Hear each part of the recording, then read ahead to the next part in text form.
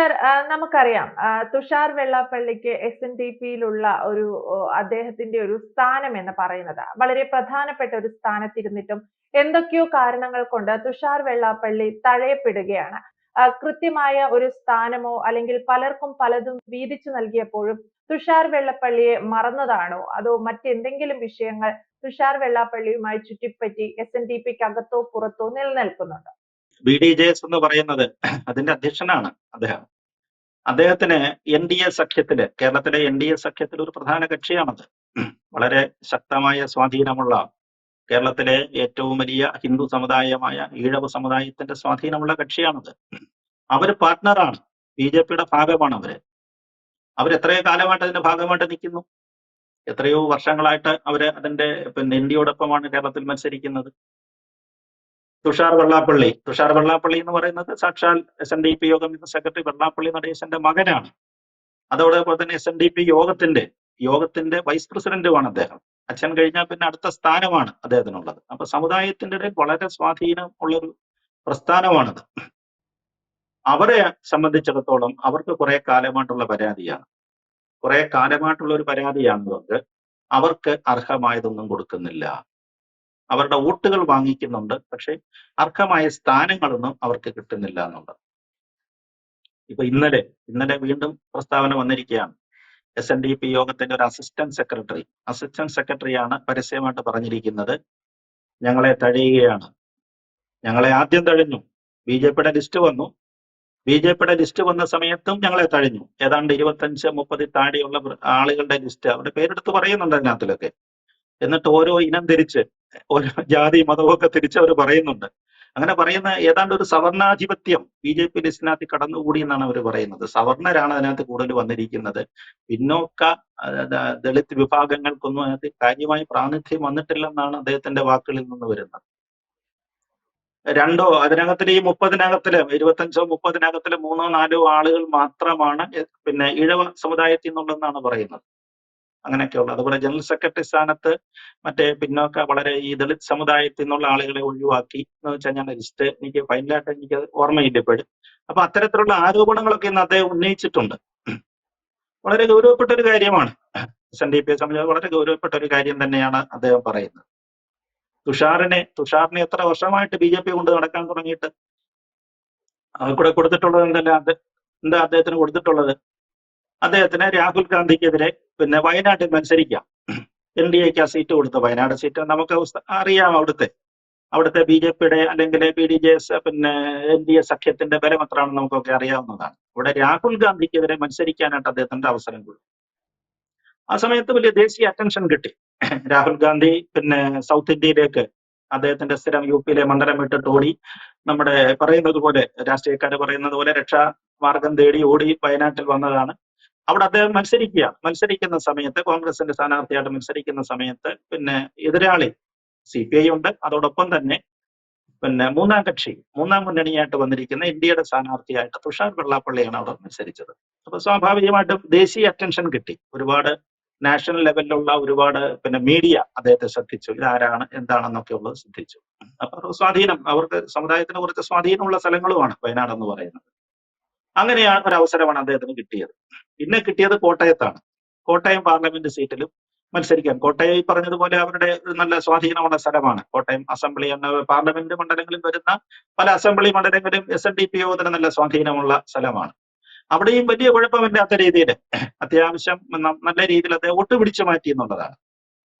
അപ്പൊ നന്നായിട്ട് അദ്ദേഹം ജോലി ചെയ്ത് അവിടെ നന്നായിട്ട് ജോലി ചെയ്തിട്ട് ഒന്നും കൊടുക്കുന്നില്ല. അവർക്ക് ആകെ കൊടുത്തിട്ടുള്ളത് എന്താണ്?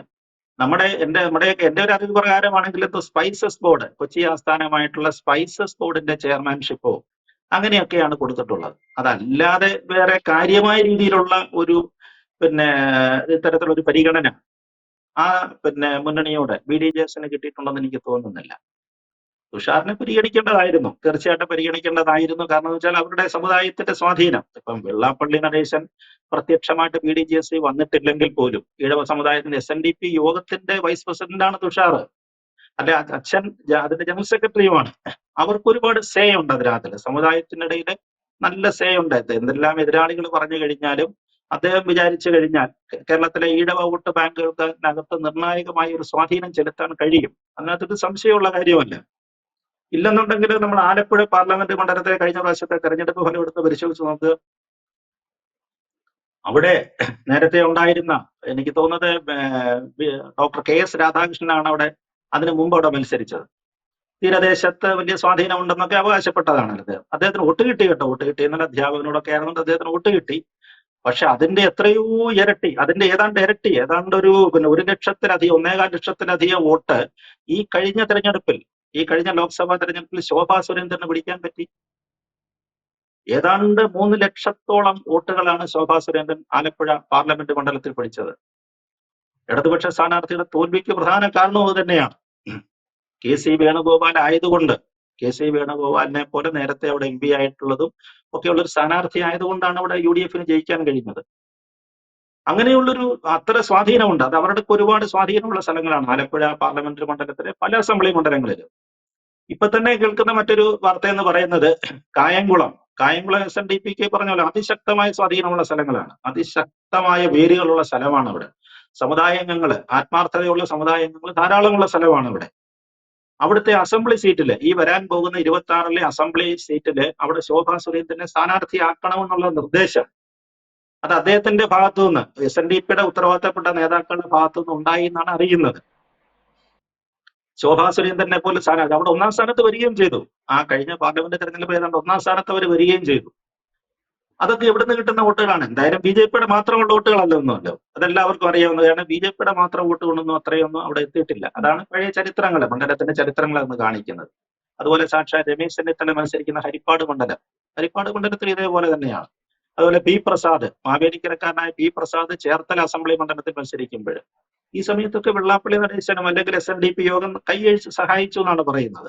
അപ്പൊ അത്തരത്തിലുള്ള സഹായങ്ങൾ അവരുടെ നിന്ന് വാങ്ങിക്കുന്നുണ്ട്.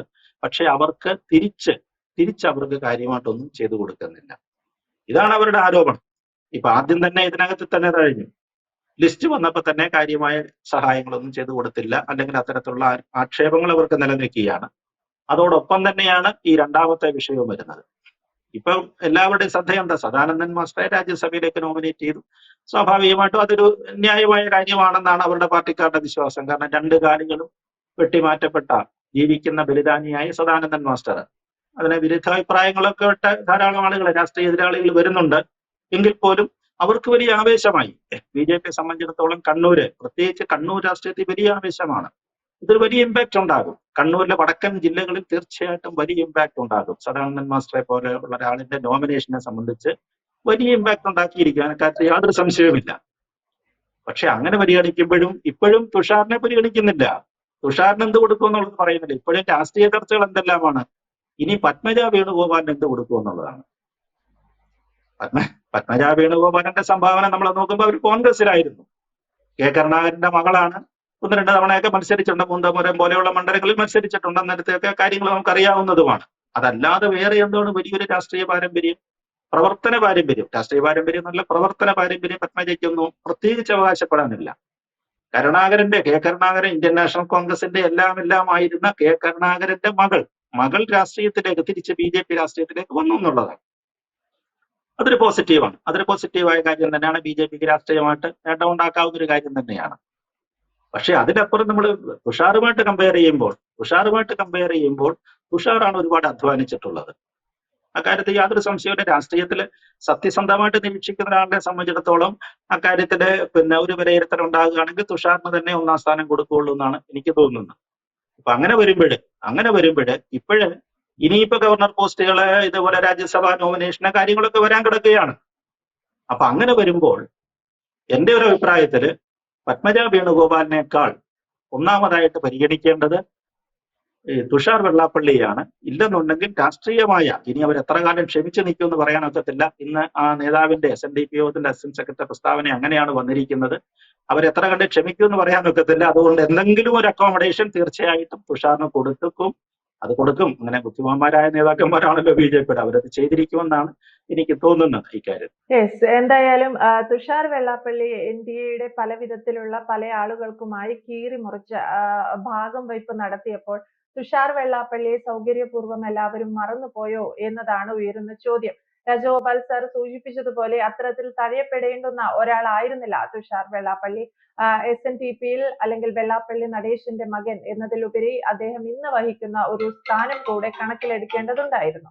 എന്തായാലും വ്യക്തമാണ്. Thank you Rajagopal sir.